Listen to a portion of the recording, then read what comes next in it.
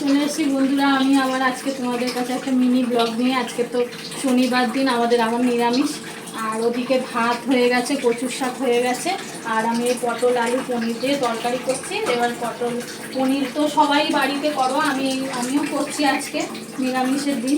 চলো তোমাদের সঙ্গে একটু শেয়ার করি কীভাবে করছি।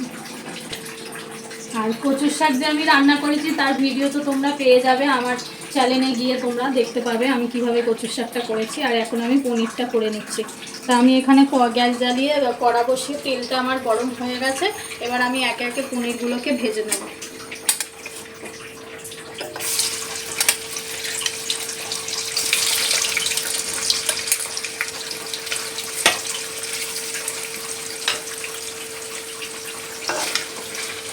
পনিরগুলো এবার তেলে একটু উল্টে পাল্টে শুধু সামান্য একটু ভাজবো, পনির তো বেশি ভাজে না, একটু তেলে নাড়িয়ে চাড়িয়েই তুলে নেব।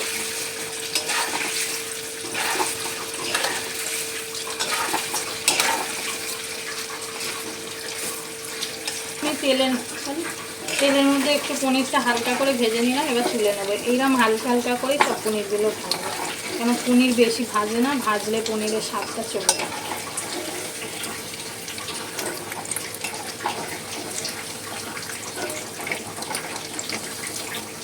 তোমরাও অতি অবশ্য জানাবে তোমাদের শনিবার দিন কারা কারা নিরামিষ খাও, আর নিরামিষের কী কী পর্ব হয়েছে আমাকে জানিও তোমরা। বাকি পনিরগুলো এইভাবে দিয়ে নেবো, কড়াই দিয়ে তেলে নাড়িয়ে চাড়িয়ে।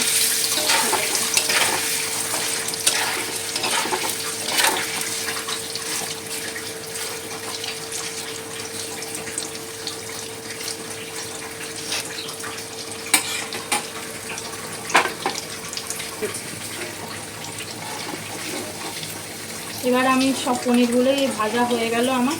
এবার আমি পনিরগুলো তুলে নেব।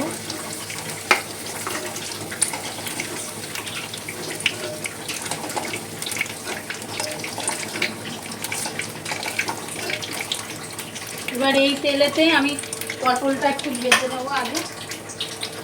আগে পটলটা ভেজে নেব। পটলগুলো দিয়ে দিচ্ছি একে একে।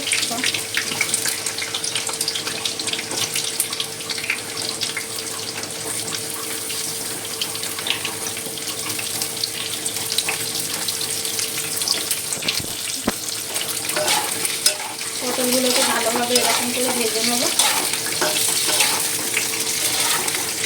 লাল লাল করে পটলগুলোকে ভাজবো।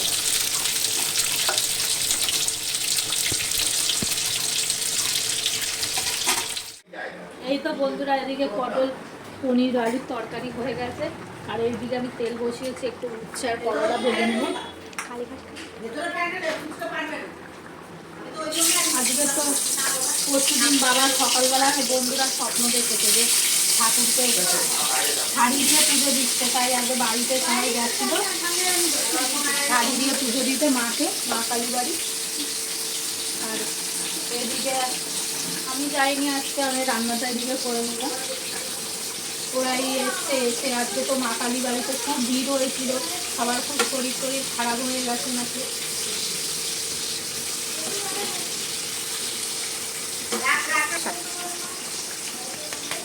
এই ছিল বন্ধুরা আজকে রান্না বান্না। তারপরে তোমাদের আবার দেখা হবে, আবার তোমাদের সঙ্গে